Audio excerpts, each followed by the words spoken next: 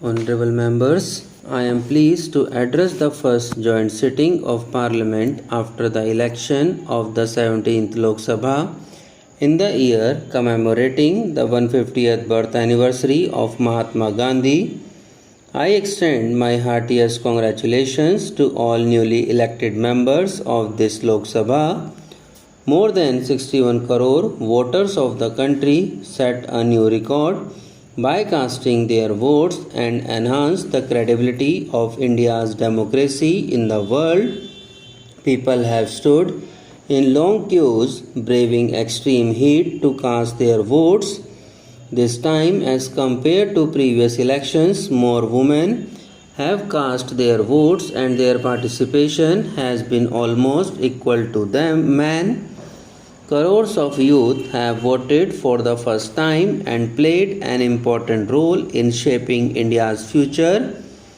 All voters deserve to be congratulated for the success of this election.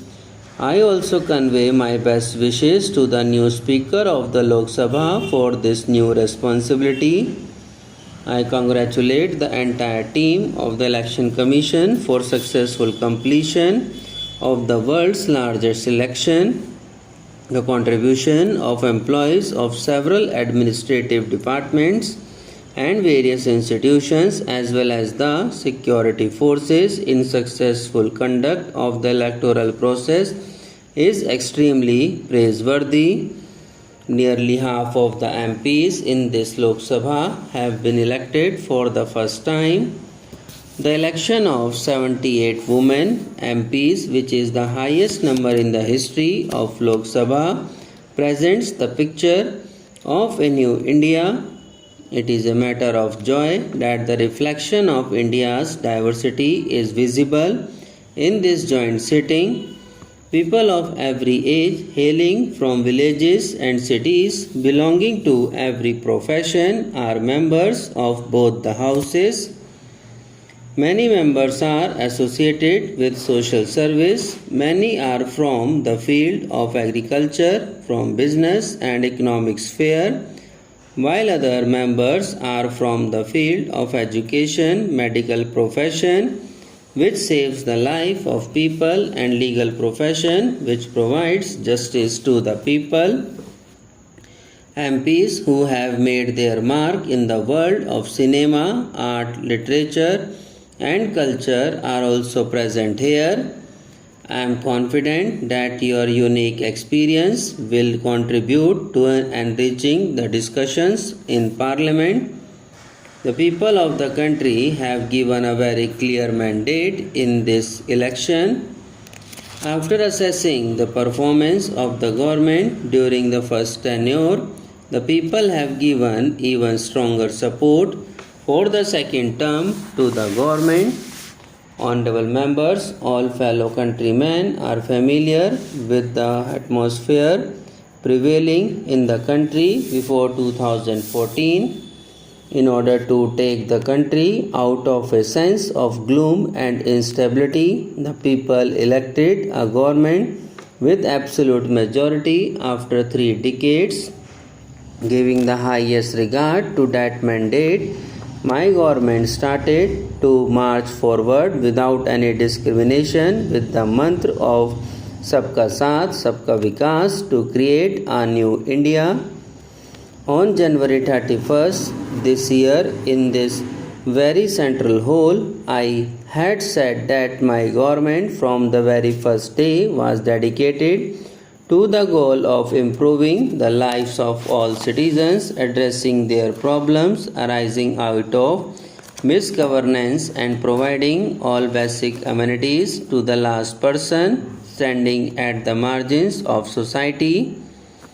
During the last 5 years, the countrymen have come to believe that the government is always with them, working to improve their lives and to enhance their ease of living.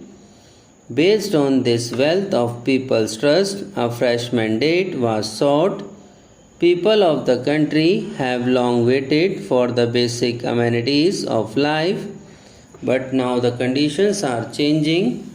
My government wants to make the people conscious, capable, well provided, and unfettered to such an extent from that they do not feel the burden, force, or absence of the government in their daily life. Empowering every person in the country is the main goal of my government. My government is committed to that very idea of nation building, the foundation for which was laid in 2014. While fulfilling the basic needs of the countrymen, now the government is moving forward towards realizing their aspirations of building a strong, safe, prosperous, and all inclusive India. This journey is inspired by the basic spirit of Sabka Saath, Sabka Vikas, or Sabka Vishwas. 3 weeks ago, on 30th May, immediately after swearing in, the government has started working towards building a new India. A new India where equal opportunities to progress are available to every person, where life of every person becomes better and their self-esteem is enhanced, where brotherhood and harmony bind the people with each other, where the foundation built on our ideals and values becomes stronger, and where the benefits of development reach every region and the last person standing in the queue. It is a matter of pride for every Indian that when our country completes 75 years of independence in 2022, we would have achieved many national goals for building a new India. To pave the way for the golden future of New India, my government has resolved to empower every Indian. Honorable members, I am pleased to address the first joint sitting of Parliament after the election of the 17th Lok Sabha in the year commemorating the 150th birth anniversary of Mahatma Gandhi.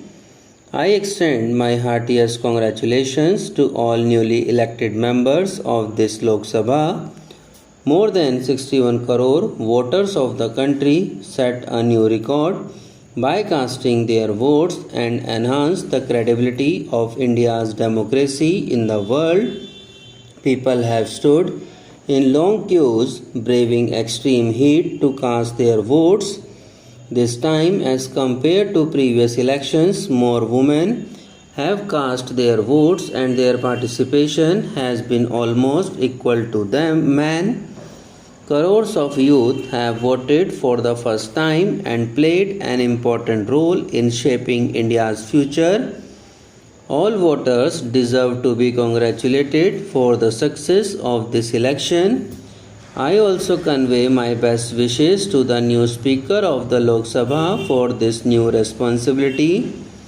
I congratulate the entire team of the Election Commission for successful completion of the world's largest election. The contribution of employees of several administrative departments and various institutions as well as the security forces in successful conduct of the electoral process is extremely praiseworthy. Nearly half of the MPs in this Lok Sabha have been elected for the first time. The election of 78 women MPs, which is the highest number in the history of Lok Sabha, presents the picture of a new India. It is a matter of joy that the reflection of India's diversity is visible in this joint sitting. People of every age, hailing from villages and cities, belonging to every profession, are members of both the houses.